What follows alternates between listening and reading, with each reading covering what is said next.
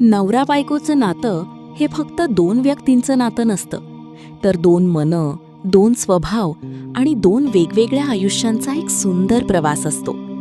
या प्रवासात सुख येतं, दुःख येतं, कधी हसू येतं तर कधी डोळ्यांत पाणीही येतं. पण या सगळ्यात एकमेकांची साथ असेल तर संसार सुंदर होतो.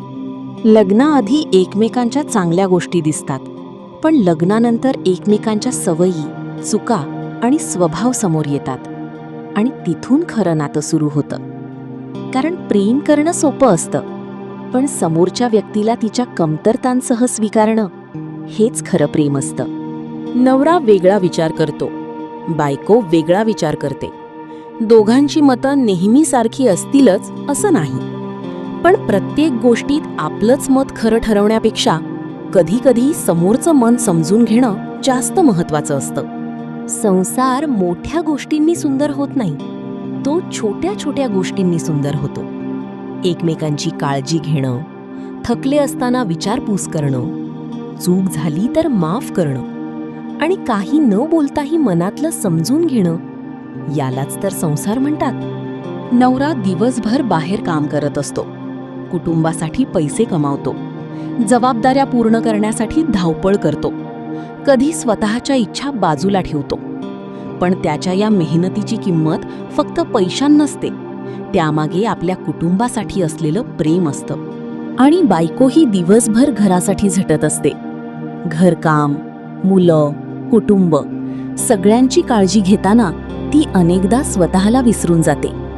तिच्या कामाला पगार नसतो, पण तिच्या मेहनतीमुळे घराला घरपण मिळतं. म्हणून संसारात कोणाचं काम मोठं आणि कोणाचं काम छोटं असं कधीच नसतं. नवरा बाहेरून घर सांभाळतो आणि बायको घरातून संसार सांभाळते. दोघेही आपापल्या जागी महत्त्वाचे असतात. नात्यात सर्वात जास्त त्रास कशामुळे होतो? तो म्हणजे गैरसमज. कधी एखादा शब्द चुकीचा समजला जातो, कधी एखादी गोष्ट मनाला लागते आणि मग छोटासा गैरसमज मोठ्या भांडणाचं कारण बनतो. म्हणून मनात ठेवण्यापेक्षा बोलून गैरसमज दूर करणं चांगलं. रागाच्या भरात बोललेले शब्द कधीकधी वर्षानुवर्ष मनात राहतात. म्हणून राग आला म्हणून काहीही बोलू नका. थोडं शांत व्हा, थोडा वेळ घ्या, पण आपल्या शब्दांनी आपल्या माणसाचं मन तोडू नका. नवरा बायकोच्या नात्यात मी का आधी बोलू हा प्रश्न अनेकदा नात्याला दूर घेऊन जातो. पण नात्यात कोण जिंकलं हे महत्त्वाचं नसतं, नातं जिंकलं पाहिजे.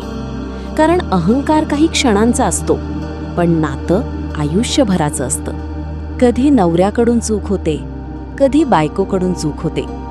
चूक होणं स्वाभाविक आहे, पण चूक झाल्यानंतर ती मान्य करणं आणि समोरच्या व्यक्तीला मनापासून माफ करणं हे नातं मजबूत करतं.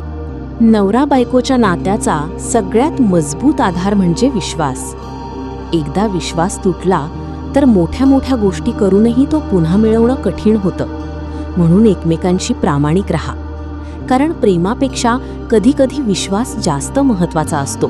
प्रेम करणं महत्त्वाचं आहेच, पण त्यासोबत आदर करणंही तितकंच महत्त्वाचं आहे. बायकोचा इतरांसमोर अपमान करू नका, नवऱ्याची इतरांसमोर कमीपणा दाखवू नका, कारण आपल्या जोडीदाराची इज्जत करणं हीच प्रेमाची खरी ओळख आहे. सुखाच्या काळात प्रत्येक जण सोबत असतो, पण खरी परीक्षा तेव्हा होते जेव्हा घरात अडचण येते. पैशांची अडचण असो, कुटुंबाची समस्या असो किंवा आयुष्यातला कठीण काळ असो, त्यावेळी एकमेकांचा हात सोडू नका. माणूस आजारी पडला की त्याला औषधांपेक्षा जास्त गरज असते ती आपल्या माणसाच्या आधाराची. एक कप पाणी, एक प्रेमळ शब्द आणि मी आहे ना ही भावना कधीकधी मोठ्या औषधापेक्षाही जास्त ताकद देते. पैसा असताना संसार चालवणं सोपं असतं, पण पैसा कमी असताना एकमेकांना दोष न देता एकत्र परिस्थितीचा सामना करणं हेच खरं सहजीवन. आज परिस्थिती कठीण असेल, पण उद्या नक्कीच चांगला दिवस येऊ शकतो.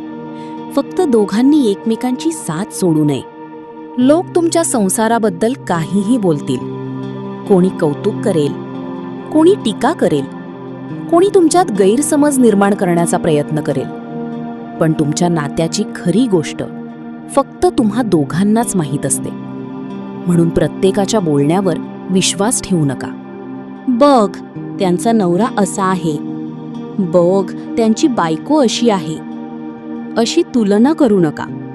कारण प्रत्येक संसाराची परिस्थिती वेगळी असते.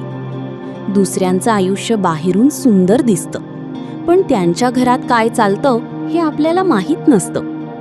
आपल्या नात्याला दुसऱ्यांच्या नात्याशी मोजू नका. पैसा कमवण्यासाठी वेळ देणं गरजेचंय, पण आपल्या माणसांसाठी वेळ देणं त्याहून गरजेचंय.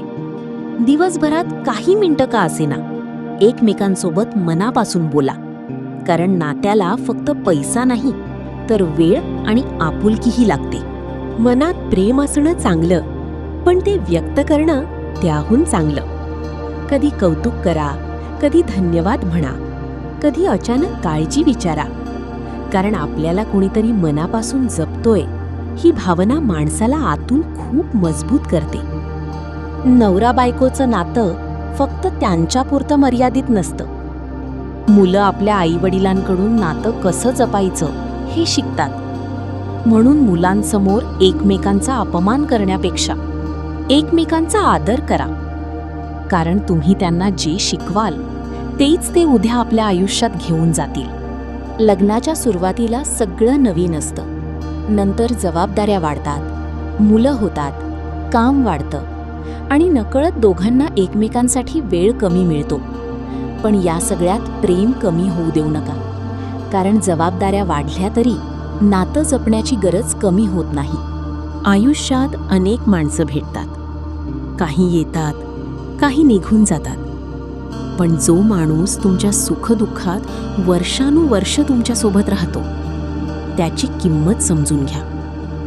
कारण शेवटी आपल्याला आठवतात त्या मोठ्या गोष्टी नाहीत, तर आपल्या माणसाने दिलेली छोटी छोटी साथ आठवते. संसारात प्रत्येक दिवस आनंदाचा असेलच असं नाही. कधी रडावं लागेल, कधी भांडावं लागेल, कधी एकमेकांवर रागही येईल. पण प्रत्येक वेळी एक गोष्ट लक्षात ठेवा, आपल्याला समस्या सोडवायची आहे, एकमेकांना नाही. ही एक विचारसरणी असेल तर अनेक संसार तुटण्यापासून वाचू शकतात. शेवटी नवरा बायकोच्या नात्याबद्दल एवढंच, एकमेकांवर प्रेम करा, एकमेकांचा आदर करा, एकमेकांवर विश्वास ठेवा. चुका झाल्या तर माफ करा आणि कितीही कठीण परिस्थिती आली तरी एकमेकांची साथ सोडू नका. कारण संसारात सुख दुःख दोन्ही येणारच, पण हातात हात असेल तर कठीण वाटाही सोप्या होतात. नवरा बायकोचं नातं सुंदर तेव्हा होतं जेव्हा दोघेही एकमेकांना बदलण्याचा प्रयत्न करण्यापेक्षा एकमेकांना समजून घेण्याचा प्रयत्न करतात. कारण शेवटी संसार घराने नाही तर दोन मनांनी बनतो. व्हिडिओ आवडला असेल तर एक लाईक करा आणि संस्कार मराठी आपल्या YouTube चॅनलला सबस्क्राईब करा आणि समोरील बेल आयकॉन दाबायला विसरू नका.